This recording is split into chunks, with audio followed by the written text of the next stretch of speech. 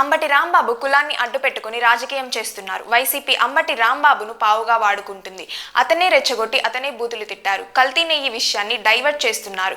వారు చేస్తున్న తప్పులను కప్పిపుచ్చుకోవడానికి ప్రయత్నిస్తున్నారు. కులాల మధ్య గొడవలు పెట్టాలి అని చేస్తున్నారు. కానీ ప్రజలు చాలా తెలివైన వారు. వాటిని పెద్దగా పట్టించుకోవడం లేదు. అంబటిపై దాడి ఆవేశంలో జరిగింది, ఉద్దేశపూర్వకంగా చేసింది కాదు అని జనసేన నేత బోనబోయిన శ్రీనివాస్ యాదవ్ అన్నారు.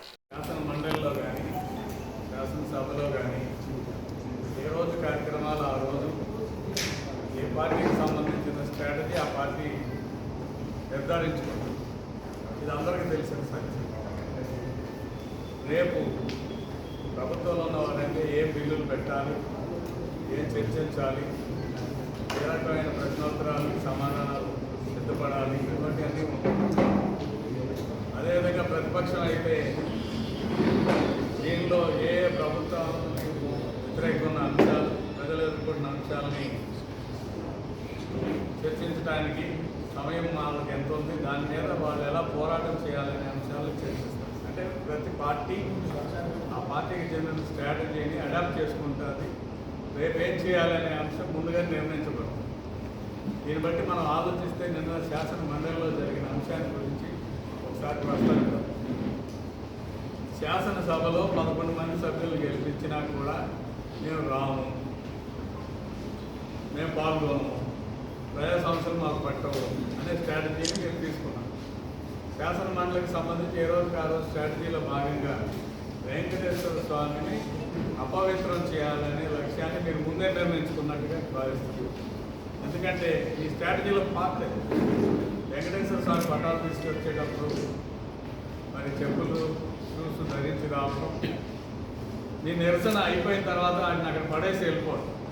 అంటే మీరు అనుకున్న భాగంలో, మీరు అనుకున్న స్ట్రాటజీలో భాగమే, ఇది ఒక కుట్రలో భాగమే అని నేను స్పష్టంగా భావిస్తాను. దీనిలో మీకు వచ్చింది ఏంటంటే, ఒకటి ప్రపంచవ్యాప్తంగా ఉన్న హిందువుల మనోభావాల్ని కించపరచడం, దెబ్బతీయడంతో పాటుగా రాష్ట్రంలో వివిధ మతాల మధ్య, కులాల మధ్య చిచ్చుపెట్టి ప్రజల భావోద్వేగాలు రెచ్చగొట్టి గొడవలు సృష్టించడం అనేది ఈ యొక్క స్ట్రాటజీలో భాగంగా మేము భావిస్తూ ఉన్నాం. అందులో భాగమే కల్తీ నెయ్యికి సంబంధించిన సిట్టు విచారణ కొలిక్కొచ్చి దాని మీద స్పష్టంగా ఎవరైతే దానికి నిందితులో బాధ్యులో వారి మీద చర్య తీసుకునే సందర్భంలో దాన్ని డైవర్ట్ చేయడానికి కోసం కులాన్ని రెచ్చగొట్టి అంబటి రాంబాబు లాంటి వ్యక్తుల్ని నోటిదోలుగా అందరినీ పోగు చేసి అంబటి రాంబాబు, జోగి రమేష్, పేరు నాని ఇటువంటి వ్యక్తుల్ని పోగు చేసి కులాల్ని రెచ్చగొట్టడంలో భాగంగా అంబటి రాంబాబు కాపు కులాన్ని తిట్టారన్నట్టుగా, కాపు కుల నాయకుల మీద దౌర్జన్యం చేస్తున్నారు అన్నట్టుగా, అలాగే జోగి రమేష్ బీసీల మీద దాడి చేస్తున్నారు అన్నట్టుగా ప్రజల్లో ఒక అపోహలు సృష్టించడం అనేది ఈ యొక్క దురుద్దేశం అని చెప్పి నేను భావిస్తాను. అందులో భాగంగా మరలా ఏమాత్రం సంబంధం లేని హెరిటేజ్ ముఖ్యమంత్రి గారికి సంబంధించిన, ముఖ్యమంత్రి గారి సతీమణి ఆధ్వర్యంలో నడుస్తున్న డైరీకి సంబంధించిన దాని మీద అపవాదు వేయాలని, దాన్ని కూడా ఇందులో బురదలోకి రాయాలని ఉద్దేశంతో మీరు శాసన మండలిలో చర్చకు ప్రయత్నిస్తూ చాలా దురదృష్టకరం. సరే, చర్చగా మీరు ఇరుక్కుపోయారు. కల్తీ లడ్డు కేసులో లడ్డు కల్తీ జరిగిందని నిర్ధారణ అయ్యింది. దాని నుంచి బయటపడటానికి మార్గాలు ఉన్నాయి.